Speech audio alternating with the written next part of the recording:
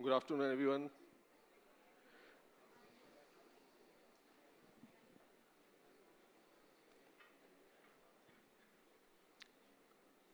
Anish, are we ready to go? Okay. Okay. So before we start, I just wanted to set the context on two things. One, that I will not be the only one asking the question. So we are giving an opportunity for any one of you to ask a question. But please hand over those questions to the people who are in the room, who are managing the show. And we'll take 3 or 4 questions at the end of it out of those questions which are submitted to keep it time. We have just 20 minutes to go, so let me start. So I think Anish also said that Akhilesh doesn't need an introduction. But at the same time, I think the LinkedIn story which Mr. Roy had put in there and talked about his first meeting in 99 going down all the way. So I read the story, but the most noticeable thing is that there are 50,000 views. 50,000 views in precisely 3 days. There's so many people are seeing. So while introduction, Akhilesh doesn't need introduction, but I would like him to introduce to his fan base. So there are 50,000 people who have watched that, and there's so many comments. There are very, very interesting comments which were coming in. There are a few questions also which I'll ask on those people's behalf. But before that, one more thing I would like to say. When I started my career in fashion retail, and I was in US for a couple of years, and there I've gone from India, and I've seen here most of the brands were either run by the individuals who were very passionate about design, or they were designers themselves, or some NIFT graduates who had started, or some legacy companies like Raymond's. And when I went to the US, I saw there I went back to professionals in the fashion industry, those who were running multi-billion-dollar businesses even in those times. So I wondered that how different this world is compared to the world in India, and how small India is, and how differently cultured it is, and how it will be. And today now in 2024, sitting with Akhilesh, I'm realizing that we are just about reaching that point, that there are some numbers we'll be beating even the largest market, which is the US market, in terms of number garments sold by a single retailer very, very soon. Akhilesh confirms that he's targeting to do it by 2025. And I think knowing Reliance is always that within a year they are going to break the record which is there. So if I would have asked him in 23rd December, he would have certainly said 24. So now since we are already in 24, so he said 25. So over to you, Akhilesh, sir. So what I thought that we could start with, that Reliance always has this, let's say the moonshot targets which they have, right? And while everybody's amazed at what Reliance has achieved, and whenever you get to interact with the people, you realize that they're just scratching the surface. So while we are all enthralled and we are all very, very impressed at the numbers you are doing right now, what are you planning to do in the next few years, if you could share with us and again amaze us and inspire us? There's an old saying, if you want to reach the treetops, you aim for the skies. So that's what we believe in. Ambition, yesterday I had a review with my boss and I got kicked around a lot for, only offering to open 400 stores in one format this year.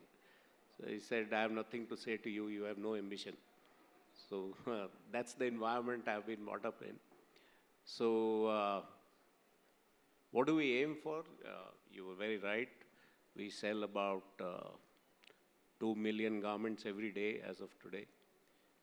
And we are quite sure by 25, the 25-26 financial year, we should definitely reach about 10 million garments a day.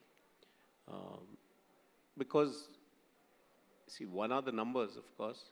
India does become a more prosperous nation. It's said today in India, we are where China was in 2000. So probably we're looking forward to the best 20 years that a country will ever have. And consumerism is what will take over from here. So we don't see any problem in any segment of the market. Whether you are in mass segment or you are in economy or you're in mid or you're in mid-premium, or whether you're in premium, or you're in bridge to luxury, or you're luxury. I mean, there are lots of such names floating around in the fashion industry. But practically every segment will grow. And the market will get organized today. 70% of the market still in the unorganized sector, which I don't know whether it's right to call it the unorganized sector. It's pretty organized by itself. And it has its own supply chain, it has its own value chain. The point is to organize the unorganized. As you organize the unorganized and become a player in that market, and you stay in that market and understand, though everyone strives to be first time right, I think it's the quickness of your reaction to the first market test which really determines whether you'll succeed or not. And that is what we deploy. And that is one. And somebody who here was saying you invest in people. I think I am one of the people who've been blessed with a lovely team. And most of the team members have been around between 10 and 20 years. We have worked together. We understand each other. We target together. We work together. And since we almost now think together, we don't need long meetings. Right. We try and manage it. Right. So we have invested in, if you look at the Reliance DNA, we are very frequently the last entrant in any industry. And we also believe that the best is not there. So you can invest in this industry and improve what already exists. So our entry is generally disruptive. And that disruption is what causes the market to grow and us to scale. And whichever segment you are in, from luxury to economy, scale is the name of the game. So you have to have everything to ensure that you scale. So if you look at our petrochemicals, I mean, we got into polyester, and from polyester to petroleum, and from petroleum to refinery, and refinery to exploration. So every part of the value chain we have played in, and so is what we are doing here. And there is a lot of value to be found in this market. If you look at this market, there are 6, 7 handovers of product. So a farmer grows cotton, cotton goes to the yard, the cotton then ends up in ginning mills. From the ginning mills, it goes to the spinning mills. From the spinning mills, it goes to the fabric mills. And from the fabric mills, it goes to the finishing mills. From the finishing mills, it goes to the garmenter. From the garmenter, it goes to the semi-wholesaler. And from the semi-wholesaler, to the wholesaler, and then semi-wholesaler, then retailer, then customer. Now, all these guys who are there, all are making 10 to 15%. So there's a, and if you see every part of this chain is working suboptimally. They have a capacity utilization issue up. Kisi bhi garment manufacturer se puche, he says, I can drop my rate if you can use my capacity at 90% throughout the year. Right. There's no problem. Same with fabric, same with spinners, of course, are better off in this country. But, so we see an opportunity that if we integrate all this, you can throw up a lot of value, which you then pass on to the retailer and the consumer. So can you give better garment, better designs, better product, better quality standards at cheaper rates and make it more accessible? I think that's the name of the game. Absolutely. So when you said that environment you have grown in, because I remember my meeting with Reliance Management, Mr. Mukesh Ambani and Mr. Modi, first time when they were talking about retail, and it was not about entry into retail. The simple question which was posed that can we create a 1 lakh crore business? That was 2005, June I am talking about. That's when first meeting on retail happened. So target was 1 lakh crore. So I generally believe that I'm pretty good at maths and never bothered about when I write the number to check it. But first time when I wrote down 1 lakh crore, I had to check the zeros few times just to make myself believe that is not 10,000, is not 10 lakhs there. But today, if you look at it, number is almost 4 or 5 times of that which has been achieved there.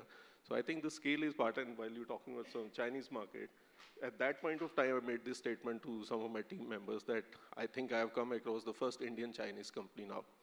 Those who can think at that scale, because in India, nobody was thinking at that scale. We didn't even have brands which were doing even 500 crores, and we were talking 1 lakh crore business in consumer businesses. So that's where it's starting, and I think in your fashion retail itself, when will you get 1 lakh crore revenue? Yeah, we should reach there in about, 14, 15 months. Sorry? 14, 15 months in fashion lifestyle.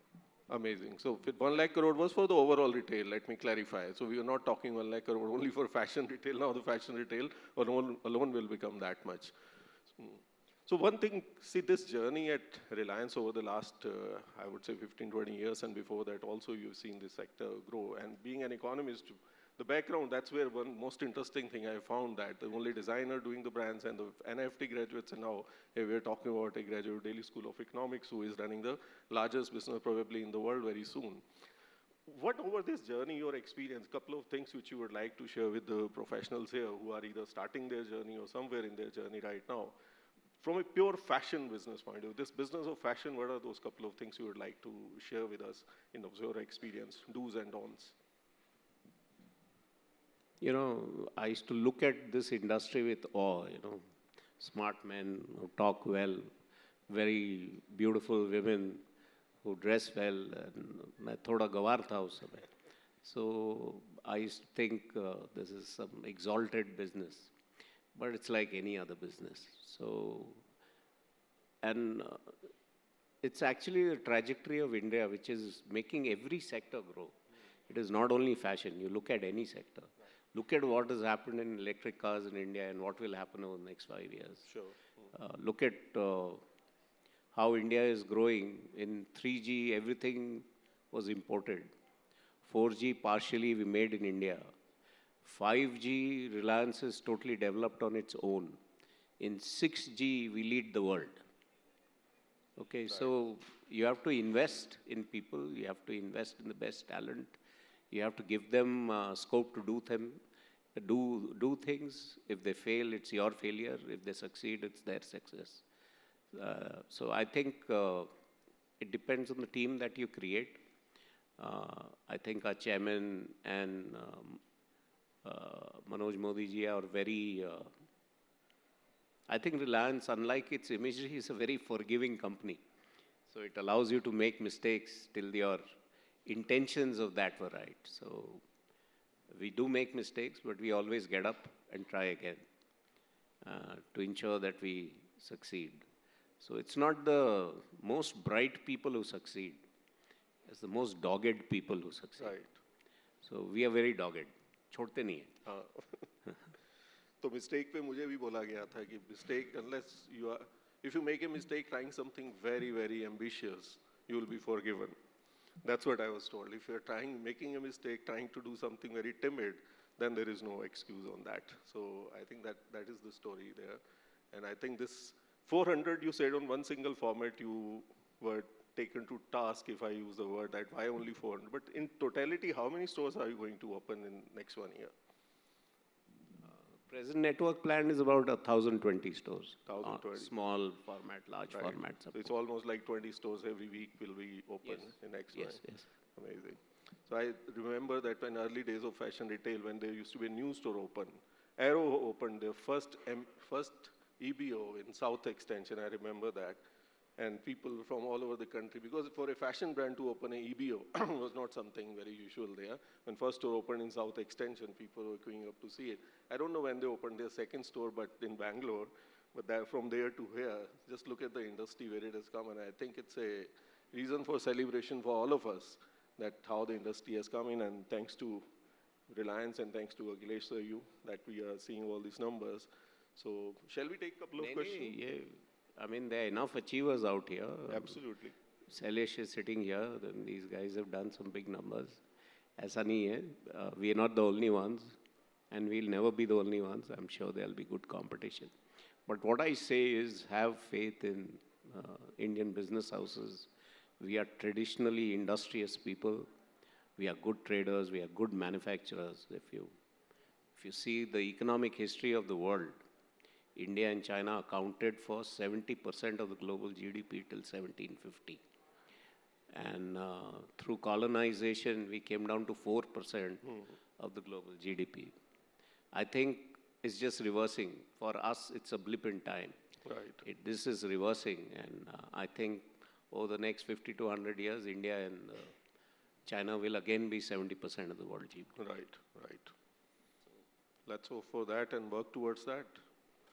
Any questions from the audience? We can take few.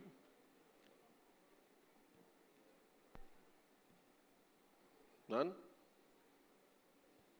Okay, so I'll carry on with my questions.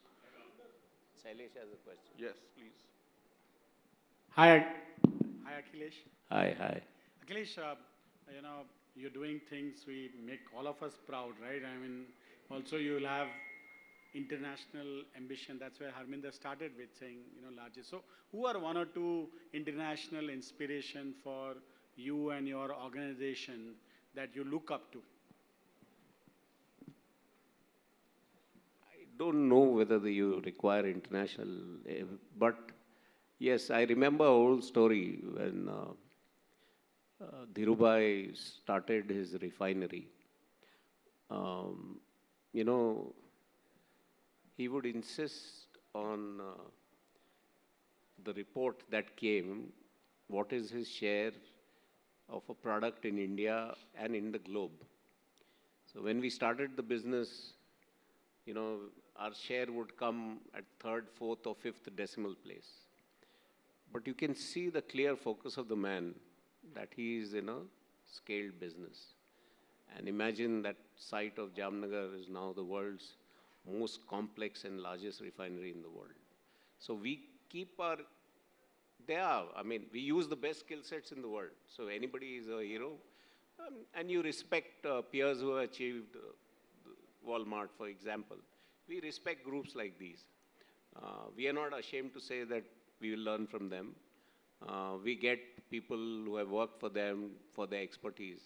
But the overall strategy is still Indian. The soul of our whatever we do is Indian. And we think the best of talent is Indian at the end of it. And that is what really, even if you see our company, it's the pure Indian smart of the leadership which helps us decide. So if you say global, somebody would respect GE, for example.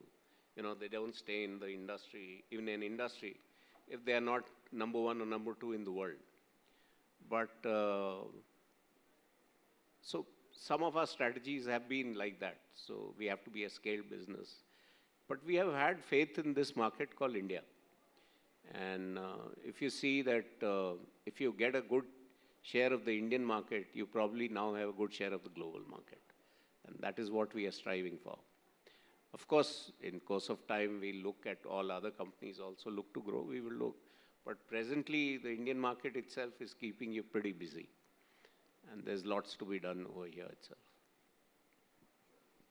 No, that was one of the questions I wanted to ask. Does Reliance have any ambitions to go to other markets similar to India or even the other Western markets which are now struggling, I would say, most of the fashion retailer because of supply chain issues. And they're all dependent on this part of the world for the supply chain. And we have all the supply chain. Maybe now we have been able to organize in a manner that it can be brought to these thousands of stores. So certainly the question arises that when will Reliance look at going into those markets? So, like I said, पहले इस देश को देख लेते हैं, फिर we'll go abroad also. But, I was reading yesterday, I think, or somebody was telling me that what happened in this Ukraine-Russia war, and Europe shut its doors and the US shut its door to petroleum from Russia. India took advantage of that refining opportunity, and large amounts of Russian crude refined out of India actually reached the European and US markets. So Russian crude still went there. Right. Indian innovation added to that. Yeah. Right. Yeah, so it can happen certainly can also happen, but right now you are saying Indian market is large enough for us to focus on opportunity. It's logically speaking, largest number of people already. Right. If officially our income levels are rising about 7%, I would say unofficially it will be at least 10%. Right. So we are going to see a fantastic period in Indian economy. Yes, there will be blips, there will be short downfalls in performance, the cycles of the market will remain. But the long-term trend, and by long-term I don't mean when we are all dead. Long-term means over 3 years, 4-year period, it will always be positive. Right. So you continue to grow, you continue to stay invested, and you continue to invest more and more. because ultimately you are going to be in a market which will perhaps be over the next 20 years the more fastest growing market in the world, no doubt. Right. And we collaborate with so many international companies, we have joint ventures, we have licenses. I think we are smarter. We are smarter. Yeah. So we'll ultimately do a better job. Absolutely. Absolutely. Any more question there? I can't see clearly, so. Yeah.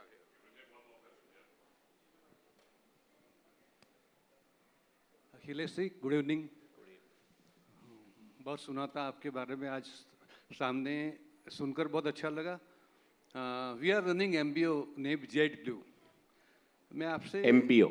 MBO we keep brand like JetBlue या वाह वाह, no no, you are a big name. That's मैं why आपके दुकान जाके देखता था, thank you perhaps the best assortment that anyone can put Thank you, together. sir. Very, very good. Thank you, sir. So, we keep our brand Tommy, CK, Gas. It's a good brand of menswear. We are basically in menswear. We have today 39 MBO stores. मैं आपसे ये पूछना चाहता हूँ, what is the future of MBO? क्योंकि day by day जो पहले 5 साल पहले जो कमाई होती थी वो नहीं हो रही है, और एक्सपेंशन करते हैं तो बिजनेस तो बढ़ता है, प्रॉफिट बहुत श्रिंक होते जा रहा है। तो एमबीओ का आगे फ्यूचर क्या है? It is my question to you sir. Excellent question. And, I think a department store is nothing but a MBO, a large MBO.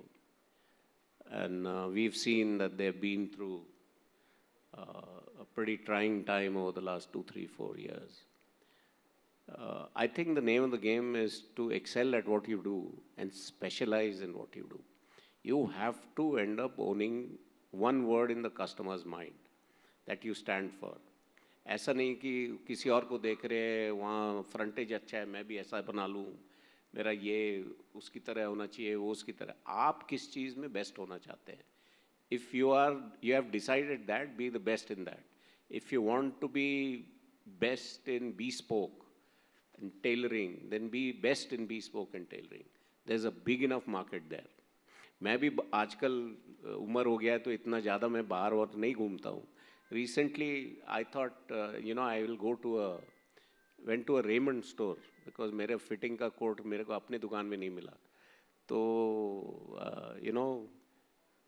I was shocked at the amount of business they do. I never thought कि tailoring का इतना अभी market है. But when I saw that, a father and his son who must be 5 years old, both are made to measure customers. 5 साल के बच्चे को भी. So to me, it's a surprise. So there's a market everywhere. If you can make good fabric, that's a market. You can design good prints, that's a market. You can give a specialized range, but the best range in that specialty, it's a good thing. So rather than be generalist, as most MBOs tend to be, try and be a specialist at something and be the best in that town. That would be my simple advice. But आप businessman हैं, मैं तो नौकरी करता हूँ. आप मेरे से ज़्यादा जानेंगे. Anish, Yaran, thank you, sir. Thank you, Akhilesh, sir. Thank you so much. Thank you.